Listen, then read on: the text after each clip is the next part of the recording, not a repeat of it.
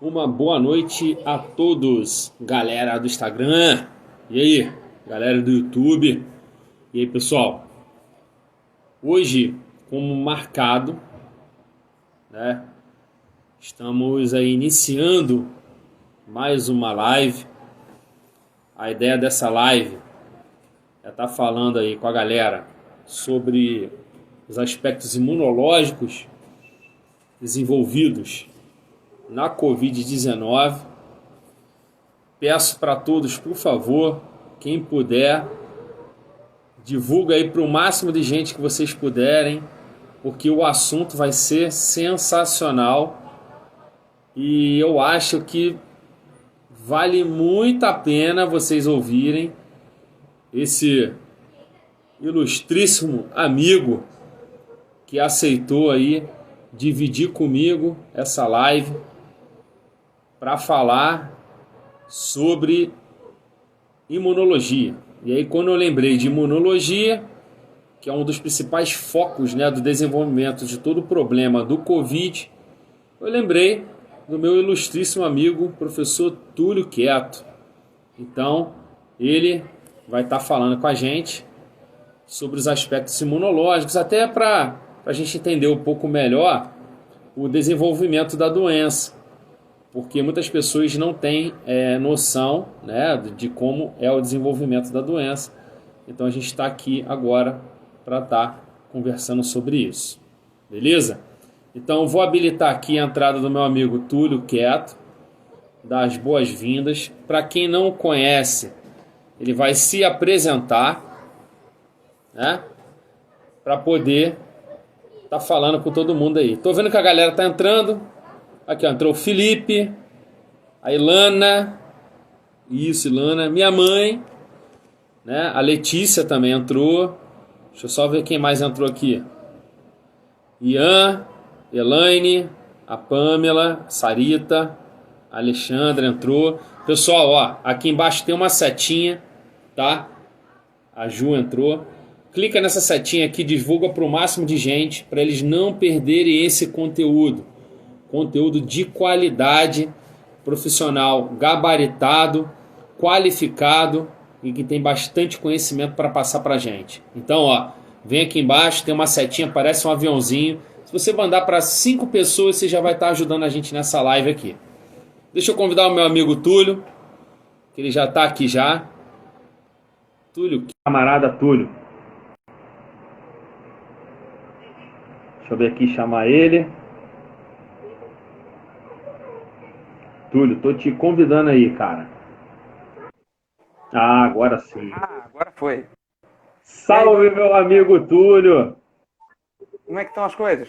Tudo bem, cara? Aqui tá tranquilo, a gente tá Tranquilo? caminhando dentro de casa, né? Naquela quarentena Dentro de de casa? sempre, né? E Aquela como? quarentena de sempre, dando aquela A gente, engordada boa, não é isso?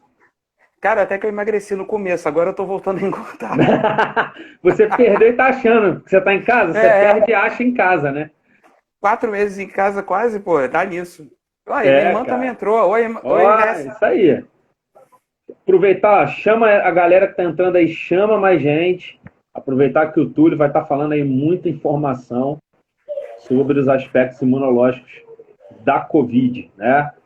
Dessa infecção causada pelo SARS-CoV-2, toda essa problemática que ela está gerando. E a gente vai fazer aqui um bate-bola para poder estar conversando sobre essa temática, que acho que todo mundo está vendo muita coisa, está sendo falado muita coisa, e muita coisa que está sendo falada não é verdade. Então a ideia é a gente trazer a verdade, mostrar a verdade para todo mundo, para que as pessoas tenham noção do que é realmente esta doença.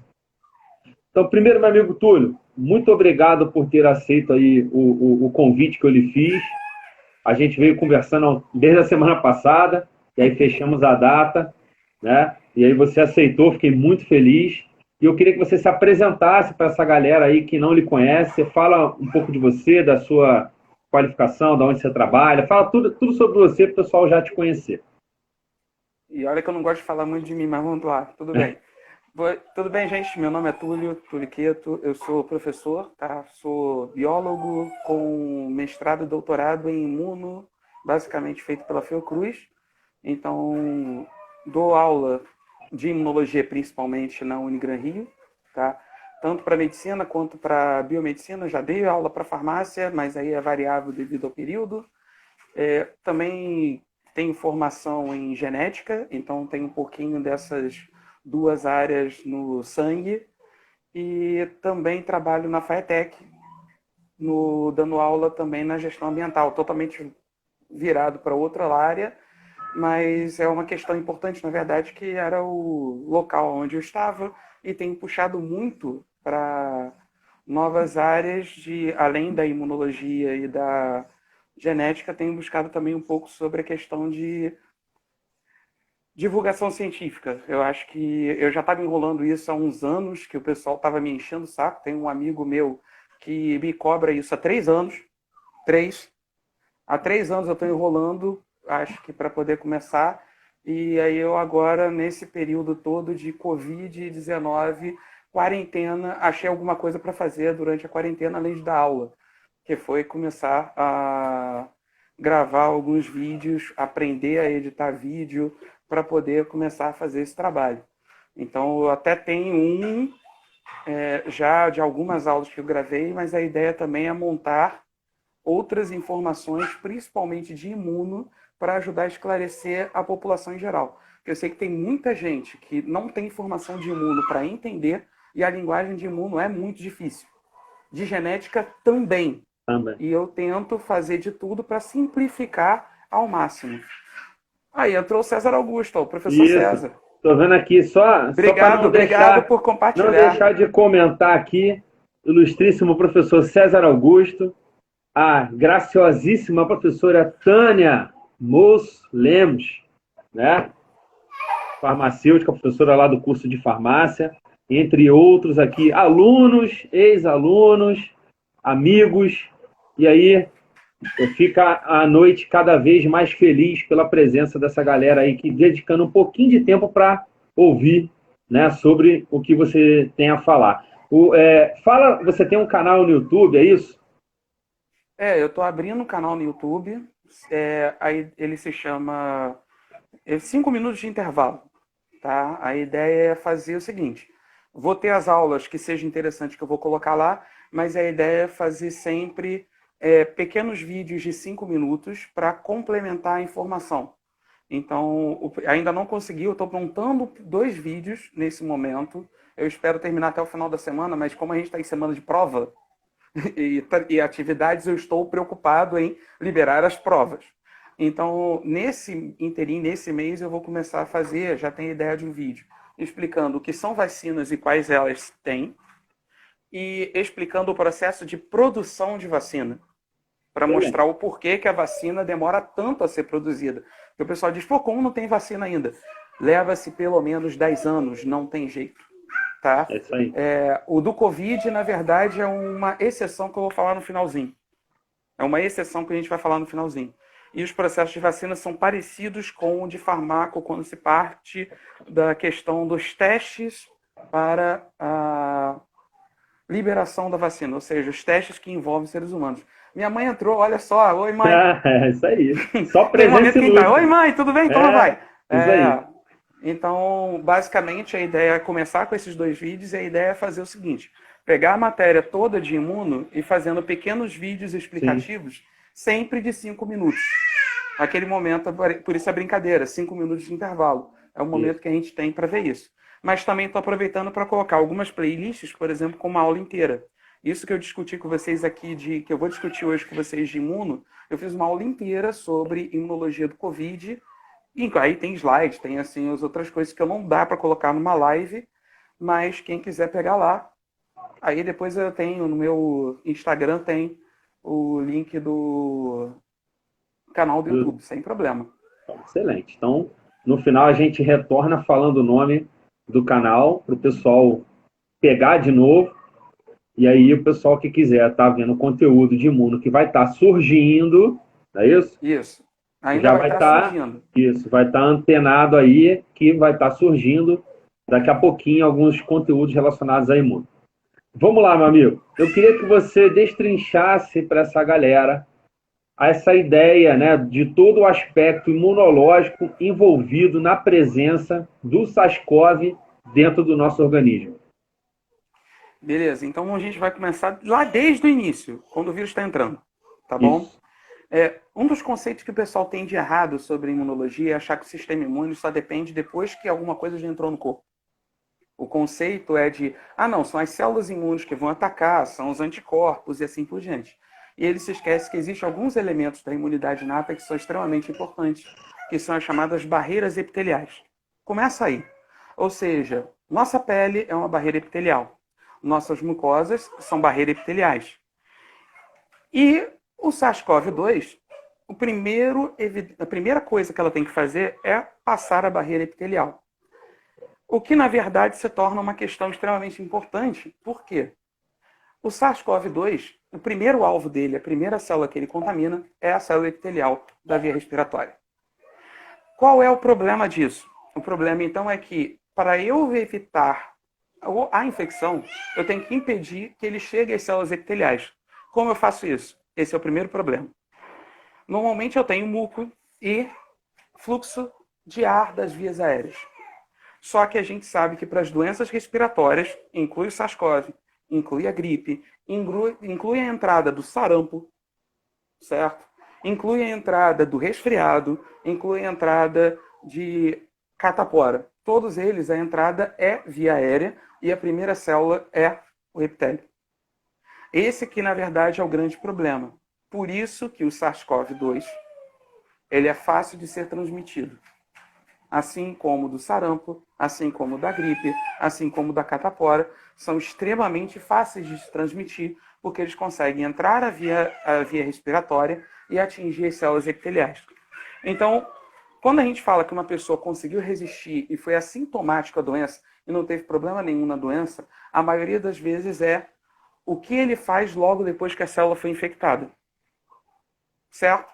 E Uhum. por que eu estou falando dessa maneira? Porque a gente não tem vacina para o SARS-CoV, então a gente não tem como bloquear a entrada do SARS-CoV. A ideia da vacina é essa no futuro. Nesse momento a gente não tem. Então o vírus entra em contato com a célula, infecta a célula.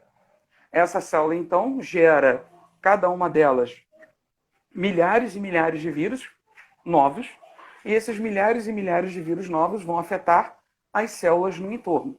E aí a doença a infecção começa a se espalhar. Por que eu estou falando em infecção, não em doença? Porque existe um outro conceito que o pessoal normalmente confunde. Infecção não é doença. Infecção é a entrada do agente agressor. Doença é quando a gente começa a ter os efeitos colaterais, sintomas e sinais do que está acontecendo. O Sim. vírus ter entrado causa infecção. Então, no primeiro momento, eu tenho infecção. Período de incubação é exatamente esse período entre ter a infecção e ter os sintomas.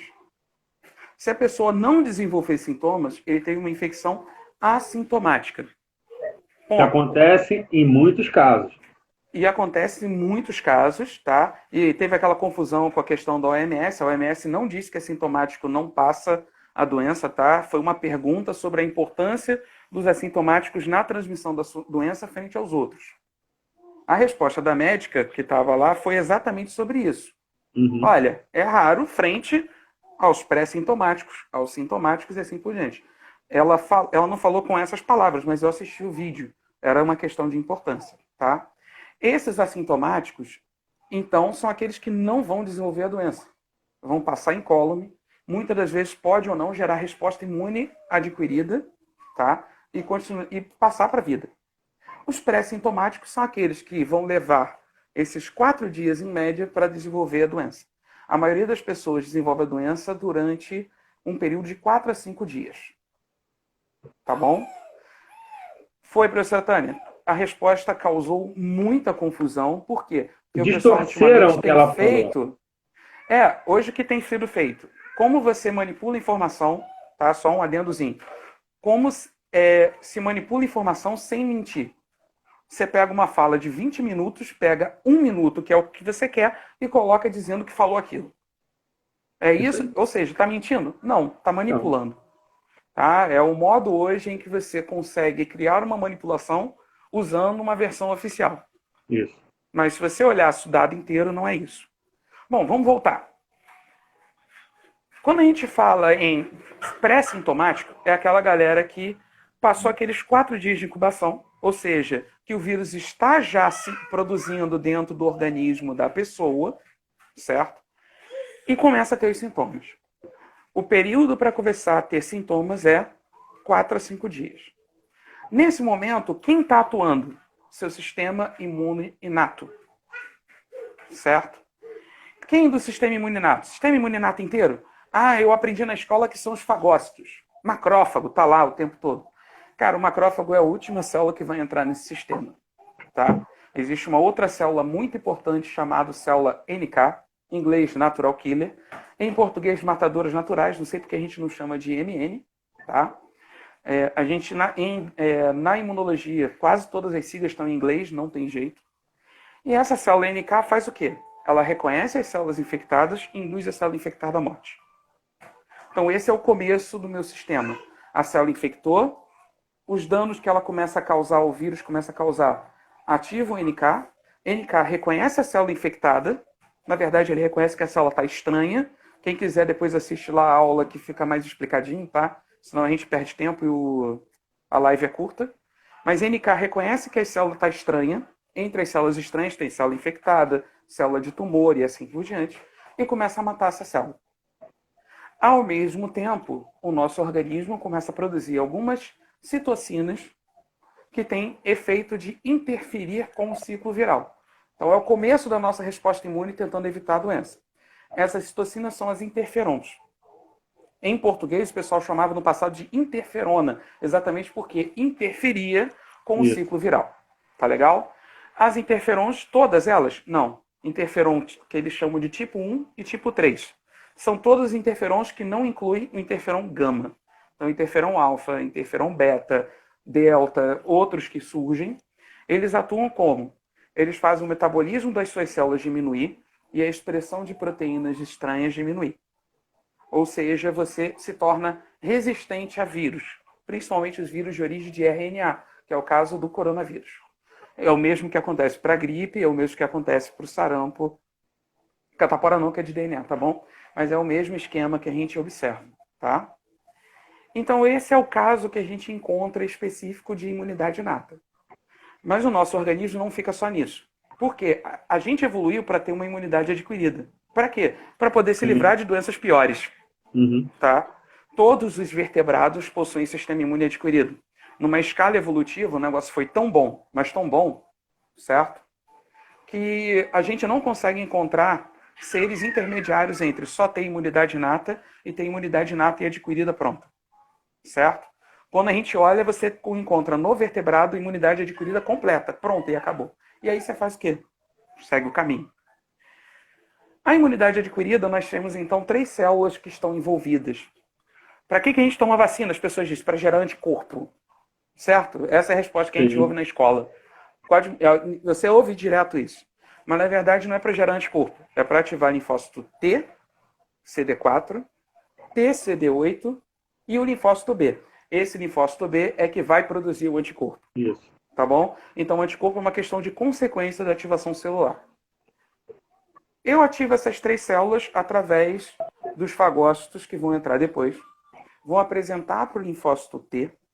TCD4 vai ativar e ela passa a ser conhecida como T-helper em inglês ou T-auxiliar em português. Segredo. Por que se chama T-helper? Ele ajuda na resposta imune? Não, ele ganhou esse nome no passado por um motivo muito simples. O pessoal acreditava que ela ajudava na resposta imune.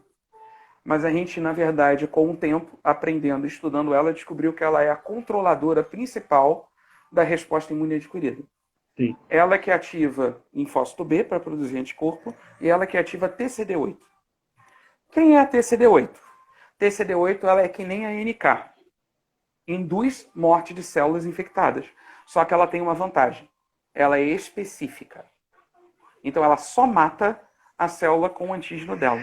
Então se eu ativar TCD8 contra a célula infectada com o SARS-CoV-2, ela só serve para matar as células infectadas com SARS-CoV-2. Isso faz com que ela, por ser específica, seja mais rápida que o NK para matar. Ah, então ela é melhor que NK? Não. NK Não. atua enquanto eu não tenho TCD8. E NK atua junto de TCD8 quando eu tenho anticorpo. Anticorpo ajuda a ativar a NK. Então eu tenho, na verdade, agora um outro esquema. A partir do momento que eu tenho a resposta imune adquirida, quem atua contra o SARS-CoV? NK, da inata, os interferons, que vão ajudar inclusive a atuar o TCD8. Eu vou ter TCD4 controlando o sistema, ele vai servir para ativar NK, servir para ativar macrófago, servir para ativar TCD8, servir para ativar linfócito B. Ou seja, produzir anticorpo. Eu vou ter TCD8, T citotóxica, vai fazer o quê? Induzir morte das células que estão infectadas. A ideia é eliminar quem está infectado. Você constrói outra célula depois, você coloca outra célula no lugar. No nosso organismo, eu sempre brigo com meus alunos e digo o seguinte, dentro de sala de aula. Suas células são altruístas. Você não quer morrer. Suas células, se alguém disser morra, ela morre. Ela vai se matar em prol do organismo como um todo. TCD8 e NK fazem esse trabalho. E os anticorpos? Aí é que mora a brincadeira.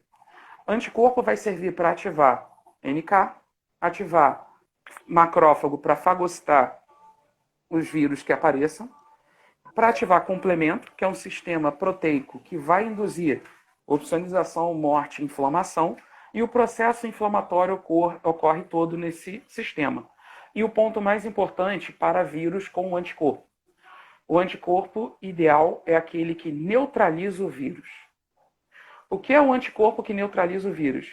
É aquele que, ao ligar o vírus, impede o vírus de infectar outras células. Esse é o ponto, então. Se eu tiver gerado anticorpos neutralizantes, TCD8, TCD4 e NK, o suficiente para responder contra o SARS-CoV, em geral, ou eu tenho uma doença leve, a mais simples de todas, ou eu posso ter até um quadro sintomático, em que a pessoa gera todo o sistema e consegue controlar. Então, esse é basicamente a imunologia simples no entorno da resolução ideal do SARS-CoV. Eu ativo minha resposta imune no nível controlado e ideal para eliminar a infecção e voltar ao meu estado normal. Dano mínimo ao pulmão, certo? Dificuldade mínima e eu volto à minha vida. Basicamente, quanto tempo leva os sintomas da doença? No quadro mais leve da doença, tem variáveis de 2 a 7 dias. Isso. Nos quadros um pouquinho mais graves, ele chega até... Isso ainda no quadro mais leve da doença.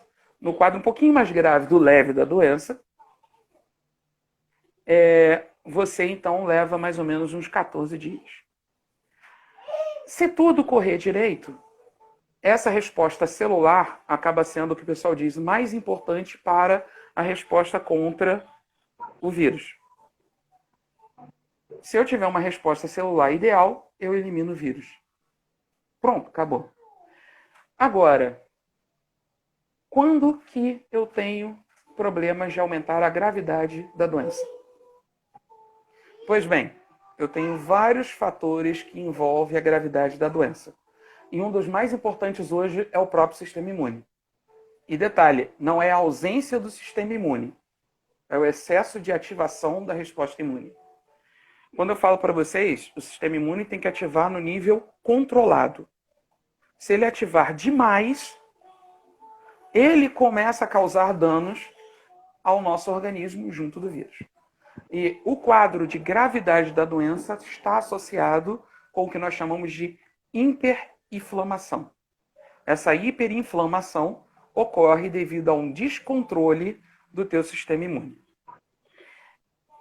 Professora Tânia, vou responder essa aí porque vale, tá? Essa resposta celular não necessariamente depende da carga viral recebida. A gravidade da doença tem a ver com a carga viral? Sim, sempre.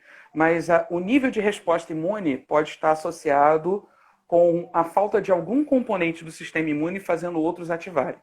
Então, não é necessariamente por causa da carga viral, tá bom? Não vou negar, tem importância a carga viral? Tem. Em que sentido?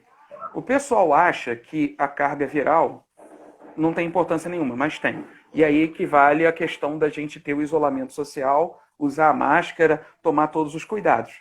Um dos fatores de virulência de um vírus é quanto o vírus entra, tá? É a mesma coisa para a bactéria, Sim. certo? Porque a situação é o seguinte. Eu sempre falo o seguinte, sistema imune, se ele mata mais do que o vírus, a bactéria, eu sei, vírus não é ser vivo, mas é só uma analogia. Vírus, a bactéria e tumor, por exemplo, crescem, o sistema imune ganha. Então eu tenho uma infecção bacteriana que some, uma infecção viral que some e assim por diante. Se o vírus, bactéria ou até o tumor cresce mais rápido do que o sistema imune mata, eles ganham. Normalmente é esse o quadro que a gente tem que ter interferência médica para poder resolver a questão quando possível. Certo?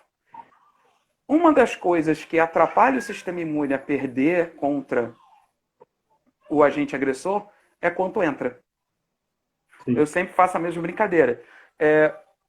Imagina Copacabana, Réveillon.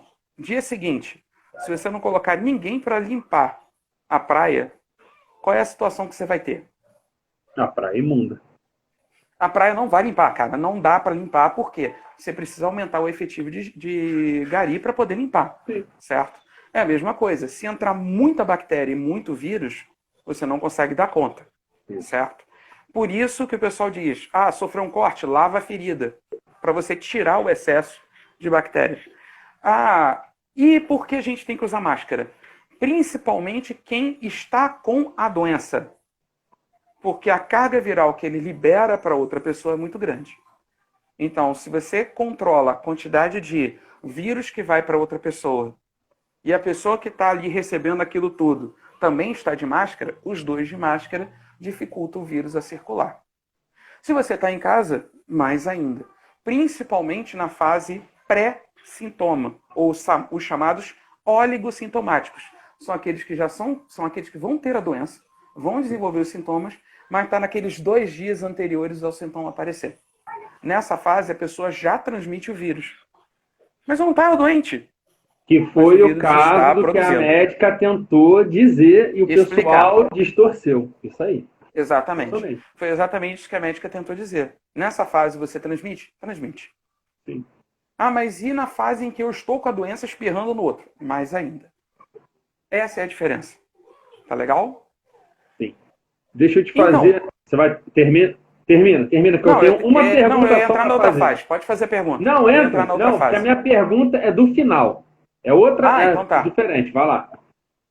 Gravidade da doença. Então, o primeiro elemento da gravidade da doença já foi perguntado e já foi respondido. É a carga viral. Isso a gente não tem controle a não ser fazendo isolamento social, usando máscara, fazendo asepsia do local, tomando cuidado com as coisas todas. Esse é o primeiro quadro da gravidade. E isso independe da resposta imune. Tá? Uma carga viral muito grande independe da resposta imune. Ela só é pior se a resposta imune estiver mais fraca. Sim. Tá legal? Segundo elemento da gravidade da doença é o quê? Possível mutação do vírus. Qual é o problema? Não conseguiram relatar isso por um motivo muito simples. A gente está numa guerra. Ponto. Então o pessoal está fazendo o seguinte: viu quem está contaminado, quem não está, viu o tratamento, não viu e assim por diante. Então a gente não tem como avaliar ainda.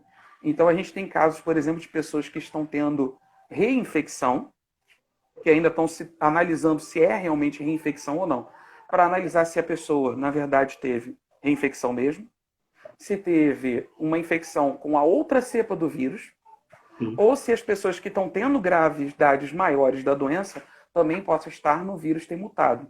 E por que o vírus muta tão fácil? Porque ele é de RNA. Não existe sistema de reparo de RNA. Vírus de RNA muta mais do que o de DNA, que muta mais do que bactéria, que muta mais do que as células eucarióticas. Então a gente sofre menos acúmulo de mutações que eles. Nós temos a mesma taxa de mutação, mas a gente acumula menos. Por quê? Porque a gente repara o DNA que sofreu dano. Como o vírus não tem, mutação pode ser um quadro preocupante para a gravidade da doença. Agora, todos os outros elementos de gravidade da doença estão associados com a gente. Comorbidade, o receptor ACE2, Isso. tá bom? Que é o que o vírus usa para entrar nas células. A tempestade de citocinas, que promove a hiperinflamação. Isso. E hipercoagulabilidade, que pode ser por causa da tempestade de citocinas, mas também o dano causado no pulmão. Então, na evolução da doença, 80% dos pacientes que desenvolvem a doença, veja, não estou contando os assintomáticos, porque assintomático não vai para o hospital, a gente não sabe que pegou a doença. Sim. Simples. A não ser que a gente faça um teste por sabe sei lá o quê. Tá legal? 80% então promove um quadro leve.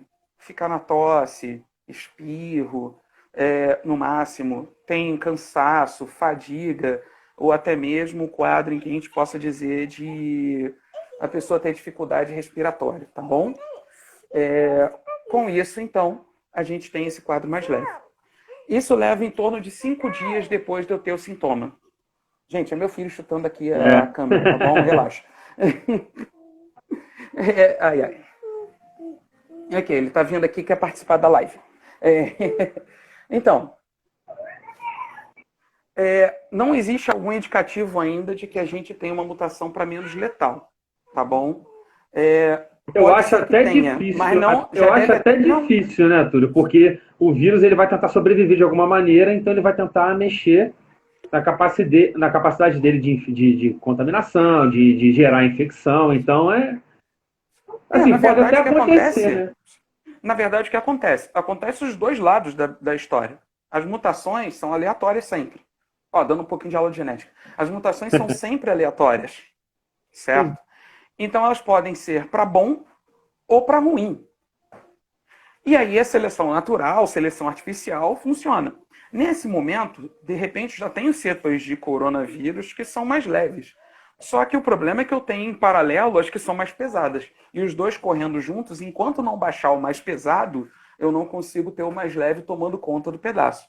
Dizem que foi esse o motivo, inclusive, que depois de 2 anos de H1N1 lá na gripe espanhola, pelo qual a epidemia começou a acabar. O vírus sofreu tanta mutação que acabou, além da imunidade de todo mundo, ele acabou se tornando mais tranquilo. São esses quadros aí que a gente poderia ter. Agora, é aquele famoso. É 1918 a 1920, então a gente não tem muito como segurar bem quais foram todos os motivos. A gente consegue ver um pouquinho da história. Mas vamos lá. Depois de 5 dias nessa etapa, ou seja, depois que apareceram os sintomas, depois de 5 dias nessa etapa, se você não tiver conseguido eliminar o vírus de forma correta, você entra então num pequeno problema. O vírus continua progredindo no teu pulmão e você começa a ter a chamada fase pulmonar. Os danos no pulmão começam a se tornar tão extensos que o sistema imune não está dando conta. O que acontece então? Nesse caso, as células começam a morrer pelo modo que nós chamamos de piroptose. O que é a piroptose? Existe a apoptose, que os alunos já devem lembrar, que é o quê? A morte silenciosa. A célula morre sem liberar material interno e isso fica escondido para o sistema imune, para evitar uma ativação exagerada do sistema imune. O que é a piroptose? Piro, calor, quente. Lembra o quê? Febre, por exemplo. Tá bom? Na piroptose, a célula morre e libera o material dela para o meio externo. O que acontece com as células no entorno? Ativam. Ativa tudo. Ativa tudo. Por quê? Eles são chamados de padrões moleculares associados a danos. DUMP, mais uma vez em inglês. Que é o quê? Cara, eu tenho ATP liberado. ATP não tem que estar fora da célula. Se tiver ATP fora da célula, minhas células respondem. DNA não tem que estar fora da célula. Se tiver DNA fora da célula, a célula responde. Vários outros materiais que estariam dentro da célula, saindo, ativam. Ativam quem? Célula endotelial, célula epitelial pulmonar e macrófagos alveolares, macrófagos que estão no pulmão. O que eles fazem? Produção de IL-1, citocinas pró-inflamatórias. Começa a produzir IL-1, começa a produzir TNF, começa a produzir IL-6. IL-1, TNF e IL-6 são as pró-inflamatórias da imunidade inata e induzem a quadro de febre quando estão em exagero. Isso. Produz mais interferon, produz IL-18, produz um monte de outras citocinas. O que eles promovem?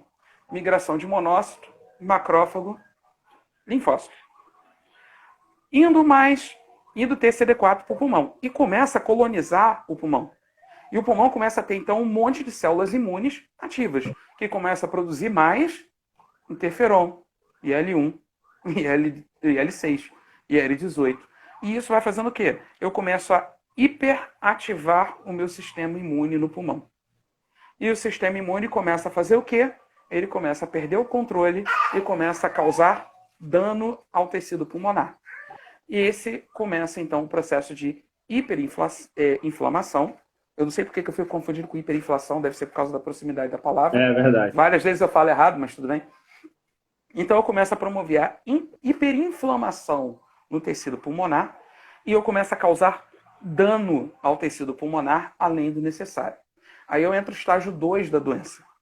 Esse estágio 2 da doença fica em 15% dos pacientes. 5% vai para a última fase, tá bom? O pulmão começa a sofrer dano. Esse quadro, o dano no pulmão, já é observado nas técnicas radiológicas, como o professor César Augusto falou há 2 semanas atrás, certo? É aí que você começa a observar esse quadro no pulmão, você começa a observar elementos presentes de danos no fígado, certo? E você começa a ter processos já espalhando pelo corpo. Esse quadro normalmente pode ser em 2 estágios. O estágio 2A, em que a pessoa não tem hipóxia, e estágio 2B, em que a pessoa começa a ter hipóxia, falta de oxigênio. Esse quadro, a pessoa já tem que ser internada. Não é CTI, não é UTI, não é ventilação mecânica. Tá legal? Mas ele precisa muitas vezes do aporte de oxigênio. Isso, até por causa do aumento da permeabilidade vascular, que vai atrapalhar a troca gasosa lá, porque essas células todas vão precisar de permeabilidade vascular para penetrar. E com isso a gente tem extravasamento de líquido, né? E aí complica no pulmão pra caramba. Isso. Aí você colapsa. Você começa a ter um edema. Isso. A gente chama de tempestade de citocinas também, Menezes. Chuva de citocinas também vale, tá? São os nomes que a gente utiliza.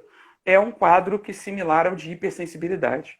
E com essa hipóxia, você começa a causar danos ao pulmão a mais e você começa a promover os primeiros quadros de coagulabilidade, ou seja, aumento de coágulo. Mas a gente também tem problemas de hemorragias, sim. Então a gente começa a ter coágulo, ter hemorragia, a gente começa a ter pequenos danos. 5% dos 100% dos pacientes que sofrem a doença vão para o estágio 3. O estágio 3 é o dano do pulmão foi tão grave e o vírus se espalhou por todo o meu organismo a tal ponto que eu começo a ter síndrome respiratória aguda grave. Quem estiver analisando dados do Ministério da Saúde, dados espalhados e coisa parecida, não veja só o dado de Covid, veja o dado de síndrome respiratória aguda grave. Você comparando com o ano passado com esse ano, o aumento é de mais de 10 vezes. Tá? O número de casos que a gente tinha no ano passado era muito pequeno em frente a esse ano. Certo? A gente também tem síndrome da inflamação severa. Ou seja, a gente começa a ter problemas causados por hiperinflamação no organismo inteiro, não mais no pulmão. A gente passa a ter a hipercoagulabilidade nessa fase, certo? E essa fase acontece o quê? Em geral, 10 dias depois de ter começado os sintomas. Ou seja, o quadro da doença começa. 5 dias, a maioria do pessoal melhora. 80%. Não resolveu? 15% vai até o estágio 2. Melhora. 5% chega no estágio final. E esse estágio final, você tem problema cardíaco, você tem problema pulmonar, você tem até mesmo problemas em sistema nervoso. Por quê? Não, você não afeta, não é o vírus que causa problema no sistema nervoso, tá? Por quê? É o processo inflamatório maciço. Os nervos não possuem a CA2. A CA2 está espalhada pelo organismo inteiro, mas não no sistema nervoso. Os danos são causados pelo dano causado ao vaso sanguíneo. Então, pequenos AVCs, AVS que a pessoa tenha, pequenos processos de coagulabilidade que a pessoa tenha, que leva à gravidade da doença nesse contexto como um todo. Certo? Então, Quais são os efeitos? Falei da tempestade de citocinas e hipercoagulabilidade, certo? São esses que causam maior dano ao meu sistema. E por isso que teve aquela briga sobre quais medicamentos a gente de repente poderia utilizar para fazer o tratamento. Por quê? Já que a gente está falando de hiperinflamação, está falando de processo inflamatório exagerado, eles começaram a olhar medicamentos que serviam para bloquear o sistema imune. Isso para o quadro mais grave, exatamente por quê? Porque os efeitos estão sendo causados agora pelo sistema imune. Uhum. O mesmo quadro acontece nos casos mais graves de gripe, certo? Sim. O processo de tempestade de citocinas acontece nos quadros mais graves de gripe também. Só que existe uma diferença, só para dar uma ideia sobre a internação. Gripe, 2 a cada 100 pacientes são obrigados a internar quando atinge quadro grave. Covid, 16 a cada 100. Então a gente está falando de 8 vezes mais pessoas internadas por Covid do que por gripe. Por isso que Covid assusta mais do que a gripe em questão de saúde pública. Porque mais gente precisa de hospital. 1.000 infectados são 160 vezes 20, contra 20. Sim. 10 mil infectados, estamos falando de 1.600 contra 200. Uhum. Então, na verdade, a gente está falando de um número muito absurdo de pessoas que precisam de hospital, precisa de internação, precisa de oxigênio e pelo menos um quarto deles vai precisar de respiração mecânica e CTI. É muita gente para ficar internada. Por isso, esse quadro preocupante em relação ao Covid. Tempestade de citocinas tem um quadro mais que agrava o sistema. As chamadas comorbidades. Por que Vamos lá. Idoso tem mais chance de ter problema mais grave da doença por um motivo muito simples. O sistema imune está entrando em declínio, é normal, certo? Então a gente vê a escalada, sim, é mais comum acontecer a doença, os quadros mais graves nas pessoas mais velhas e vai aumentando de acordo com a idade. A primeira parte da infância também, porque o sistema imune ainda está em formação. Então isso é uma questão básica para qualquer doença praticamente respiratória. No entanto, que vacina para gripe é sempre primeiro grupo, os idosos. Por quê? São os mais suscetíveis. Uhum. Não há problema, tá bom? A presença do ACE2, tem gente que já fez trabalho de pesquisa. O trabalho de pesquisa mostra que a gente tem o polimorfismo da ACE2. Ou seja, tem gente que tem um ACE2 que tem maior afinidade pela proteína do vírus que permite a ligação entre eles, certo? Que é o spike. Eu estou falando do spike por causa do que eu vou falar um pouquinho da vacina, tá bom? A gente tem mais uns 15 minutos aí, só para te ajudar aí a Beleza, estamos chegando na parte da vacina, tá tranquilo. Então, show. Eu já falei das gravidades todas, então. Isso. Então, nesse quadro, o que eu tenho? A pessoa tendo um polimorfismo que aumente a agregação do vírus, aumenta a chance dele ter a gravidade da doença. Sim, então, geneticamente, algumas pessoas são mais suscetíveis do que outras. Como qualquer outra patologia que pode acontecer, isso aí. Exatamente. Outro ponto importante, pessoas que têm hipertensão e diabetes, o ACE2 é mais comum de aparecer neles, ser mais expressos neles. Principalmente por causa da medicação que eles tomam. E a gente não tem condições de falar para a pessoa que está com diabetes ou com hipertensão, dizer para ele, por favor, pare de tomar teu remédio para diminuir tua chance com Covid. E na verdade isso aconteceu, isso não existe. tá? Isso aí aconteceu, muitas pessoas pararam de utilizar, isso foi um problema sério. E acaba morrendo pelo motivo. Essas pessoas não estão indo nem no hospital para se cuidar, ou posto de saúde que seja, com medo. E aí acabam por conta própria parando de tomar medicação. É triste. O que não pode. Não, é triste, mas não pode. Se torna bem perigoso. A hipercoagulabilidade causa trombose, causa quadros de lesões e hemorragias espalhados pelo corpo, que dá hiperinflamação, certo? Foi observado que o vírus também afeta outros elementos do sistema imune, NK, interferon, e até mesmo promove diminuição de linfócitos TCD4 e TCD8, ou seja, acaba com o teu sistema imune, e você não consegue responder direito, e aí você começa a ter um quadro mais grave da doença. Uhum. Tá legal? Ainda é evidência, eles não sabem exatamente por quê, mas parece que a própria tempestade, chuva de citocinas, promove a migração e morte dessas células. Ou seja, o exagero da resposta imune está matando a resposta imune. Então a gente encontra esse quadro específico. Então, avale basicamente o quadro de evolução da doença, qual? Dia 0 é o dia da infecção. Em 5 dias eu tenho o quadro da doença. E se eu fizer o teste diagnóstico até o 7º dia, só funciona RT-PCR, tá bom? Por quê? Você só passa a ter anticorpo mais ou menos a partir do 7º dia. Tipo IgM, tá bom? Eu tenho soroconversão, que é mudar de IgM para IgG específica para o vírus, mais especificamente para a proteína spike do vírus. Eu levo mais ou menos 14 dias depois da infecção, podendo chegar até a 21. E a pessoa consolida a sua resposta imune em 60 dias. Mas já viram que depois desses 60 dias, o número de anticorpos cai. Por isso que a OMS não fala em a gente tem imunidade, a gente pega o vírus e não pega mais o vírus. Porque não existe evidência, tá, que diga que a gente gera memória imunológica, tá bom? É só isso. A gente gera resposta imune específica. E os testes, eles estão sendo focados do 7º dia, e se você teve até 30 dias de sintoma. Ou seja, se você teve mais de 30 dias, por causa disso, que eles não estão fazendo o teste. Então, muitas pessoas falam, eu tive há 2 meses. Então a gente não vai fazer o teste. Porque a gente não está comprovado isso aí, que não tem a resposta ainda, né? Imunológica mantida. E assim, o pessoal tem feito, por exemplo, o teste de sorologia para saber se a pessoa está curada do Covid. Aí encontra IgG positivo. Pô, então está contaminado. Não. Não. Você vai descobrir se você teve a doença pelo IgG. Você vai descobrir se curou da doença só pelo RT-PCR, que ele se torna negativo a partir do 21º dia.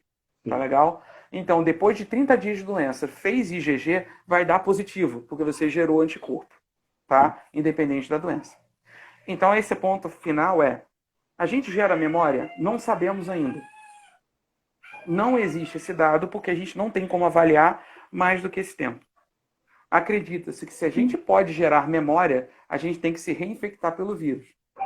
Não quer dizer que a gente vai ter a doença de novo, mas isso é uma estratégia para vacina. Isso, para ver se vai ter. E saber se vai gerar vacina. Para vacina, para gerar vacina, você precisa saber a natureza da doença. A fisiopatologia da doença.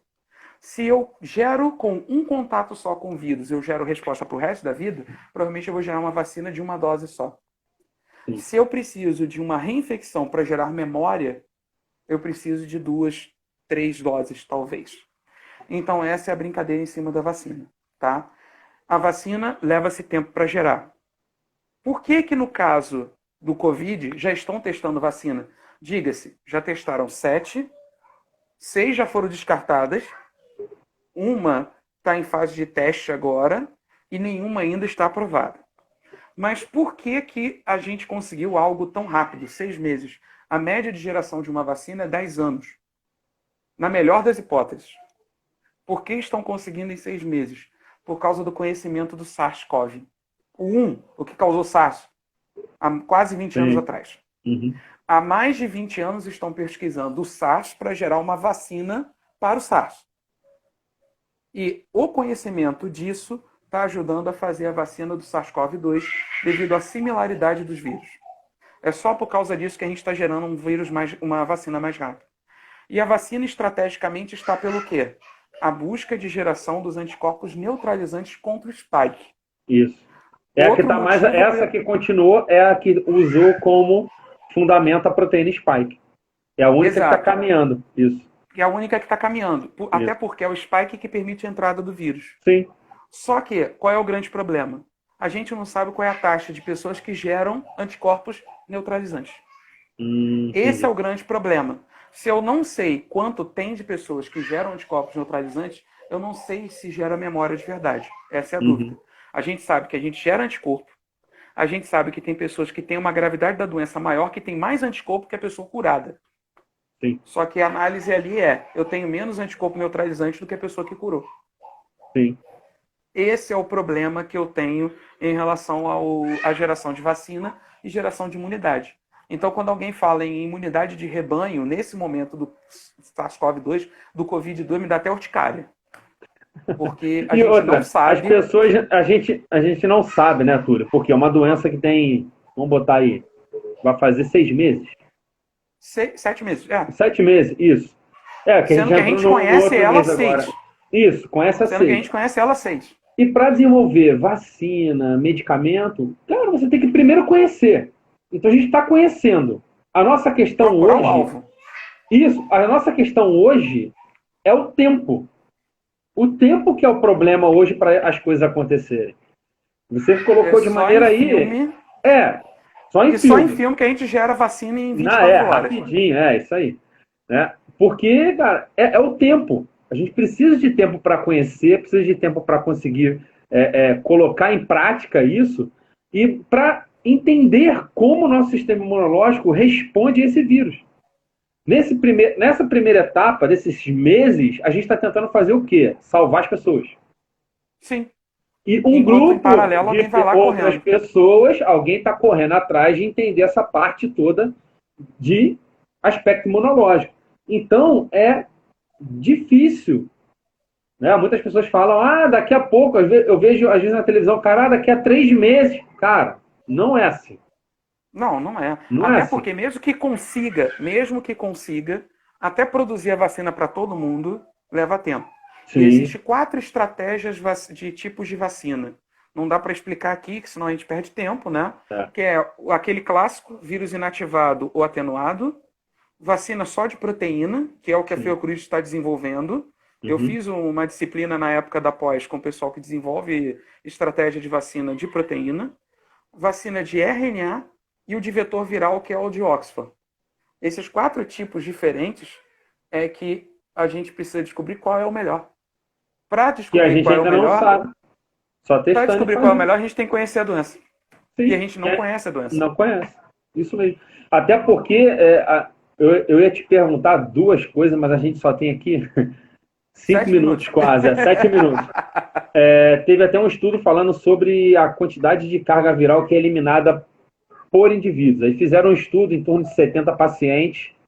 Metade desses pacientes, e aí eles coletaram, né, suave nasal para fazer RT-PCR, fizeram RT-PCR também de fezes. E aí esse estudo mostrou que na metade dos pacientes, eles coletaram até 14 dias depois e tinham lá, né, do suave nasal, o RT-PCR positivo. Já nas fezes do paciente, da metade não saía. Bruno, e a outra metade? 14 dias que fizeram RT-PCR dessa outra metade, dava positivo. E teve alguns dados de até 33 dias depois, o RT-PCR saindo positivo nas fezes da outra metade. Aí eu pergunto para você, meu amigo, a gente conhece essa doença? Não De jeito conhece. nenhum. Até porque um dos lugares que mais tem ACE2 expresso é o intestino. Sim. Logo, dá para entender por que afeta o intestino e as pessoas têm diarreia, alguns quadros de pessoas têm diarreia. Talvez o que explique metade ter o vírus e metade não ter, seja o vírus não ter chego no intestino. Isso. Talvez, porque eu não posso dar essa afirmação. Também, sim. Falo talvez porque é uma das possibilidades. A gente não conhece a doença. Sim. A gente vai levar pelo menos uns 3 anos para conhecer a doença bem. A gente vai amenizar a quantidade de mortes, a gente vai segurar isso aí de alguma maneira. As medicações vão auxiliar, a gente não tem cura. Vou deixar bem claro isso para todo mundo. A gente vai auxiliar, né, no desenvolver de todo esse problema, né, patológico, né, do contato com o SARS-CoV. A gente vai amenizar e ajudar o sistema imunológico. Porque cura a gente não tem. Né? Não tem mesmo. E como falou a professora Tânia, olha só, a normalidade vai ser um novo normal, não tem jeito. Não. Eu vou ter que pegar a frase dos outros. É outra realidade. A gente não vai voltar, a gente vai conviver nessa nova realidade. É isso aí. Essa é a fala ideal. Exatamente. Meu amigo, eu ia te fazer uma pergunta. Só que eu acho que vai demorar muito para você responder isso, porque eu fiquei com isso na minha cabeça encucado. A gente tem 5 minutos. Depois, então. Fala aí. Isso, vamos lá, a gente tem 5 minutos. Eu vou te fazer essa pergunta. É o seguinte, muitas pessoas estão em casa há 2, 3 meses. elas estão com menos contato com outros micro-organismos que estavam entrando em contato de maneira corriqueira. O que pegava um ônibus, o que ia para o trabalho, o que comia o podrão, por N motivos. E agora, dentro de casa, essa exposição diminuiu. E aí eu fiquei raciocinando o seguinte, com um medo muito grande de como vai ser essa volta. Por quê? Se você abrir as pernas e todo mundo voltar, o sistema de saúde que falam que está colapsado, ele vai piorar, porque outras patologias vão aparecer. Se essa pessoa não entrou em contato com o coronavírus e ela ficou reclusa, ela evitou o contato com outros micro-organismos. Essa que é a minha pergunta. Isso vai afetar de alguma maneira o sistema imunológico? Então, sim e não. Tá legal? Tá. Por quê? Ó, Boa parte dessas doenças... 2 minutos. Vou responder bem rápido. É. Boa parte dessas doenças, tá? Você já tinha o sistema imune montado. Você teria que Sim. passar muito tempo isolado para ter problemas com elas. Sim. O problema, na verdade, estaria com as doenças sazonais que vão voltar a aparecer. Sim. Tá bom? Mas é o quadro, assim, talvez H1N1, talvez de dengue, assim por diante. Mas a gente vai ter mais problema com uma segunda onda de Covid do que dessas novas doenças que você esteja falando. O sistema imune vai sofrer menos efeito. Sim. Tá? Ele vai sofrer um pouquinho menos de efeito devido à imunidade adquirida.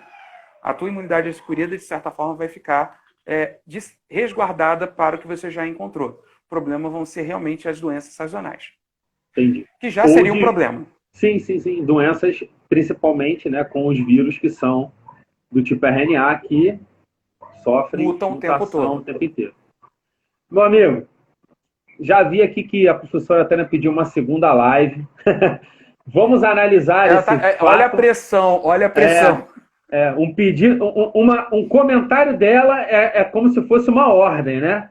Então, vamos analisar isso aí na nossa rotina, porque agora a gente está em correção de trabalho de tudo, né? É uma loucura a nossa vida nesse momento. E eu acho que a gente pode estar fazendo uma segunda live, sim. Beleza. Meu amigo, eu queria te agradecer. Dia, não, beleza. Eu queria te agradecer. A gente tem uns 2 minutos aqui por ter aceito o convite. Essa aula de imunologia que deu para esclarecer muita coisa para quem assistiu. E para quem não assistiu, eu vou pedir para vocês que assistiram que indique essa live que vai estar no meu canal no YouTube, Prof. Bruno Lemos Conza, é o meu nome. Eu vou colocar essa live. E aí, quem não assistiu, eu peço, por favor, tá? Coloca essa pessoa na frente dessa live para eles entenderem um pouco mais. Porque as pessoas estão tendo interpretações totalmente erradas do que está acontecendo. E aí a gente está ainda em quarentena. A gente poderia estar em um outro momento. A gente poderia estar voltando à vida normal agora. Isso. Normal, entre aspas, mas normal Sim. agora. E com o momento de abrir e fechar de novo, não sei, mas bem melhor do que o que a gente está. Do que a gente está vivendo agora. Então, peço para vocês divulgarem isso. Mais tarde, essa live já deve estar no YouTube lá. Eu vou divulgar, eu até te passo o link do YouTube para o pessoal ver. Tem que compartilhar para uma galera que já pediu. Isso, sem problema. E despede do pessoal aí, por favor. Você tem 1 minuto e meio. Gente, então eu vou falar em 1 minuto só. 1 minuto. Muito obrigado pela presença, muito obrigado pelas perguntas, pela participação. Adorei estar aqui nessa live hoje. Agradecer ao Bruno por ter confiado em mim, para poder estar aqui falando um pouquinho com vocês. Se ele chamar para a segunda live, eu tô dentro, tá? A gente faz mais coisa aí. Eu estava pensando até em ver questão de imunodeficiências, porque eu ainda não sei, de autoimune com o Covid-19. Estou começando a ter artigo agora para sair. E já que ele está falando do canal do YouTube, eu tenho um que eu falei lá no início, que eu vou colocar um monte de coisa de imuno. Professor Túlio Queto ou 5 minutos de intervalo. Você vai me achar. Fechou, gente? Show de bola, Muito galera. obrigado por tudo. Tamo junto. Um abraço, Túlio. Fica com Deus aí. Falou, obrigado, meu caro. Valeu.